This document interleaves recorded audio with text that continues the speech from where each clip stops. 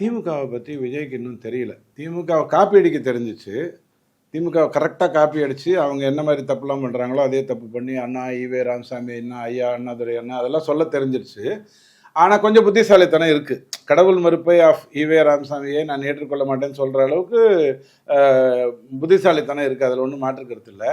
திமுக என்ன பண்ணும், பரந்தூரில் விமான நிலையத்தினோட இந்த நிலங்கள்லாம் வச்சுருக்காங்க இல்லையா, அவங்க ஒவ்வொருத்தருக்கும் 8 கோடி கொடுக்குறேன்னு சொல்லிட்டு என்ன பண்ணுவாங்க?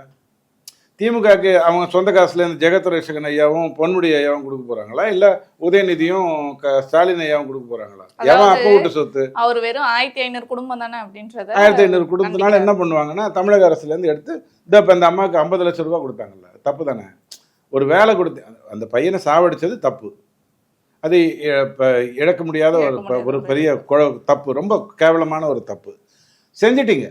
அதுக்கப்புறம் ஒரு வீடு கொடுத்தீங்க, அவனுக்கு வேலை கொடுத்தீங்க, ரைட். ஒரு 10 லட்சம் ரூபா, ஒரு 5 லட்சம் ரூபாய் அப்படின்னா பரவாயில்ல. 50 லட்சம் ரூபாய் கொண்டு போய் கொடுத்தீங்க, ஏன் அப்போ விட்டு சொத்து?